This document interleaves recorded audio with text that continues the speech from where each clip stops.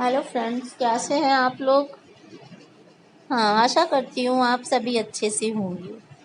Friends, एक बात मन में बड़े दिनों से आ रही है और शायद आप सभी के मन में भी आ रही होगी। हम कभी व्हाट्सएप पे, एफबी पे, कई जगह कई पोस्ट देखते हैं, कई कमेंट्स देखते हैं, ट्विटर देखते हैं, न्यूज़पेपर्स देखते हैं। उसमें हम देखते हैं कि कहीं कोई किसी के पाँव में छाले पड़े हैं, कोई भागता दौड़ता जा रहा है, भूखा नंगा जा रहा है। एक हाथ में बच्चा है, एक हाथ में सूटकेस है। कभी गोद में बच्चा है, कभी बुजुर्ग माँ बाप हमारी गोद में हैं और हम जा रहे हैं। ऐसा आपने देखा होगा कई सारे लोगों को जाते हुए, कई सारी तस्वीरें सामने आई होंगी। लेकिन कभी आपने ये सोचा है, हम कहते हैं वो प्रवासी मजदूर वहाँ भाग रहा है, वो देखिए वहाँ ट्रेन के नीचे कट गया, वो देखिए ये हो गया। लेकिन आखिर प्रवासी मजदूरों को जाने की ज़रूरत क्यों पड़ी?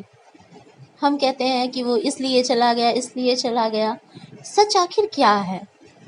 मजदूर अगर गांव में उसकी रोटी थी, अगर उसके घर में पैसा था, रोटी था, तो वो शहर आखिर क्यों आया? शहर इसलिए आया कि उसे 4 पैसे मिलेंगे, वो घर भी लेकर जाएगा, घर में जो भी उसके भाई बंधु वहाँ पर हैं उन्हें वो दे पाएगा। लेकिन आज इस हाल में वो उस घर जा रहा है जहाँ से वो कुछ कमाने के लिए शहर आया था। इसका मतलब है गांव में उसके कुछ नहीं था, फिर भी वो गांव जा रहा है। और शहर क्यों छोड़ रहा है? क्योंकि शहर में उसके लिए कुछ नहीं रहा।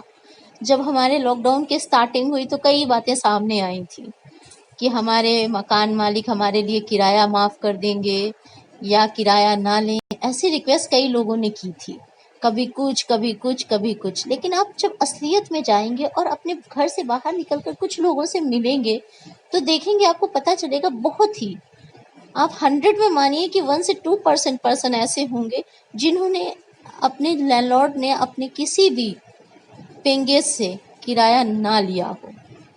सभी लोगों ने अपने पीजी में रहने वाले पेंगेज से, किराएदारों से किराया लिया। आखिर उन्होंने किराया क्यों लिया? इंसानियत मर चुकी है, मोरालिटी नहीं रह गई है, या फिर वो खुद उनके पास खाने के लिए कुछ नहीं है, वो किराए पर ही निर्भर है।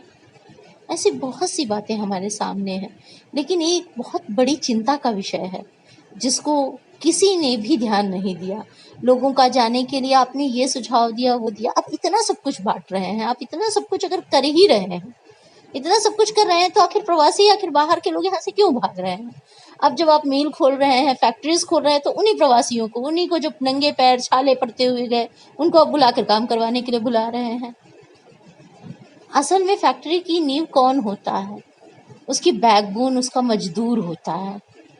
मजदूर के बिना आपकी फैक्ट्री नहीं चलेगी।